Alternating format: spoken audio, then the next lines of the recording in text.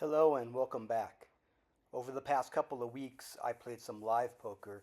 It was all 1-3 with um, Omaha bomb pots for $10 on dealer changes.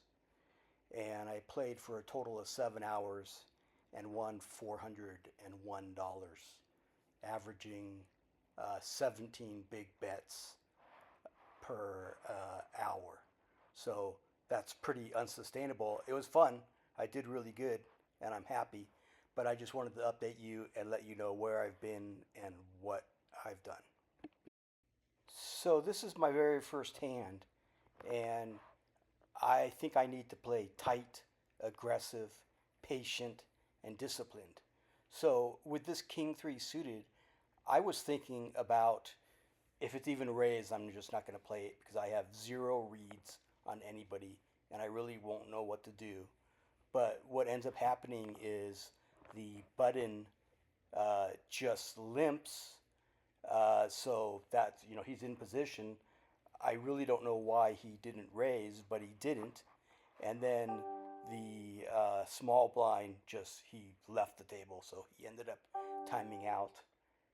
And then on this flop, I really wasn't sure, what to do here because I have second pair, but he only bets 20 cents. So I see no reason not to call. Um, and then I make two pair, so that's great. So at this point, I kind of want to keep him in. So I call again. And then on the river, I just go ahead and I bet 50 cents. And he ends up calling. So I'm actually not sure if I played that well. The result was great, but I'm really not sure where I was the whole time.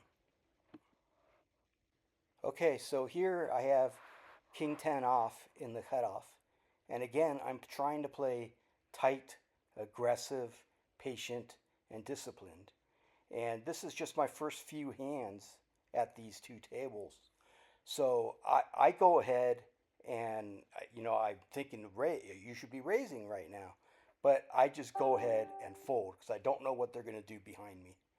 And it just, that's just not being patient enough for me. And then the big blind ends up raising the 40. So it seems like it was a good strategy.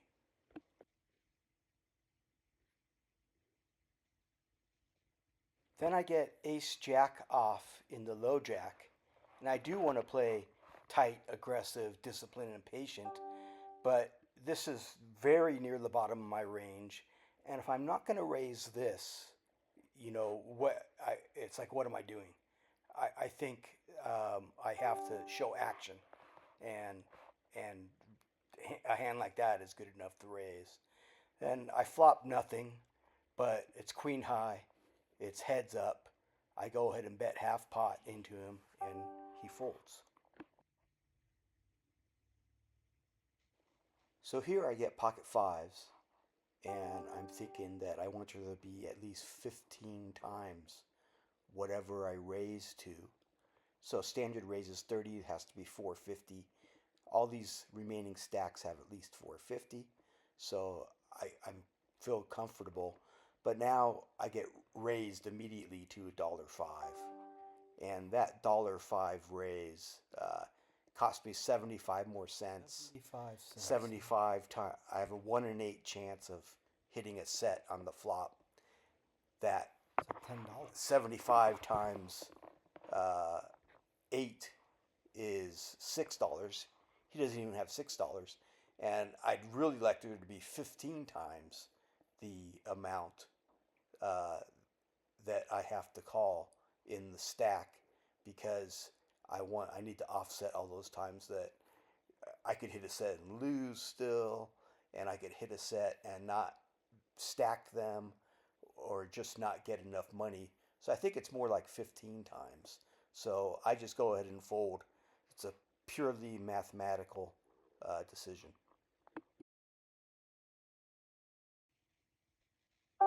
I have 8-7 suited under the gun. I think that's a great hand to raise. It's a deceptive hand. Players put me on big cards. If big cards come, I can probably just continuation bet and take it down. If big cards don't come, maybe I hit something. So, and big cards don't come, and I hit two pair, which is great. But you know, it's a very wet board. A diamond could come. Somebody could be playing Jack 10 already, so it's kind of scary. Uh, but I go ahead and I bet a little under half pot, and I get called. And then the turn is a 10, putting 4-2 straight on the board. And that's scary, but you know, why can't I have a jack? So I go ahead and I represent the jack. Have no idea what this guy has. I'm just hoping he doesn't have a jack. And I guess that he doesn't because he goes ahead and folds.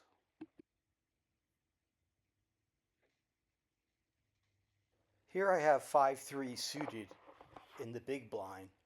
And I think you really want to have 30 times whatever you're going to call. 30 or 35 times whatever you're going to call for a suited one gapper. I have one guy goes to 40, it's 30 cents to me. Another guy calls that.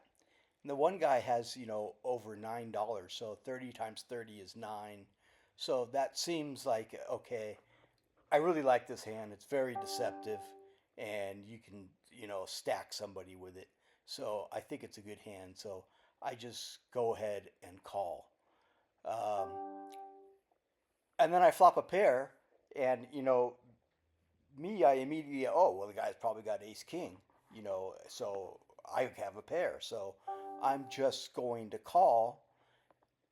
I'm not sure if I should be check raising here and try to end the hand now, because if an ace or a king comes, it's going to be super uncomfortable for me.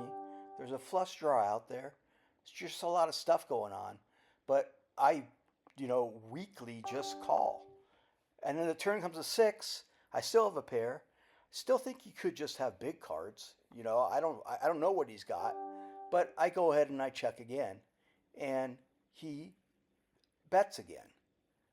And again, I just go ahead and call. And he bet big. He bets $1.20 into $1.95. But I don't necessarily believe him yet. So I I just call. I don't know if I should have called or not. And then the river completes the flush. You know, it makes me two pair. So I think my two pair is great. I really don't like the flush. He checks behind, and I win. He ended up having Queen 10 offsuit. I really don't know if I played that hand right or not. And on the other board, yeah, I flopped top pair. I raised pre-flop. I flopped top pair and a flush draw. Turn two pair, bet again, and took it down. And then on this ace 10 hand, I called because the guy only limped.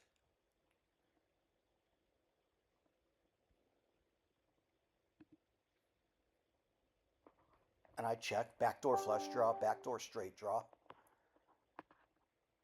So I, you know, whatever. I'm, and then now I have a double gut straight draw. So I'm just checking again. Nobody seems terribly interested. And then he just bets 10 cents again. I mean, with a double gutter, I'm going to call 10 cents. I think I had the odds to call that. 1 in 6 chance. Maybe, maybe not. Maybe that was a fold. But now there's, you know, a one liner to a straight, and I don't know why I can't have a 9. So I go ahead and I overbet the pot, trying to get him to fold, and he does fold. And on the other board, I had pocket 8s, called pre-flop, flopped nothing. You know, 3 overcards to my 8s, and I just check folded on that. So um, that's what what happened there. I'm going to end up playing both tables here again, starting with the King 9 on the right-hand table. One limper to me in the cutoff. I raised to 40 cents. Then the other table, I get 3-6 suited. I'm in the hijack, and I'm going to raise that to 30 cents because it's folded to me. And on the right table, I have two overcards, a backdoor flush draw and a backdoor straight draw. So looking back at it now, I think I should have called this bet. But I ended up folding. And I think that was wrong. It's hard for me to split my attention. And on the left board, I have, bottom pair. So, but I raised pre-flop. So I'm going to represent an ace or a jack. And I get called. He could have a flush draw, could have a straight draw. There are lots of things that he could have other than me being beat. And I can also take it down with a bet. So that's what I do. I try to continue to represent. And, I bet on the bigger side. I bet, 80 cents. So, but he calls again. And now, he checks again. So now I'm thinking the only way I can win, I don't think I can win unless I bet. So I bet about 40% pot. And he thinks for a while and he ends up folding. So I'm happy with the outcome, but I really don't know where I was. I was afraid he was going to raise me.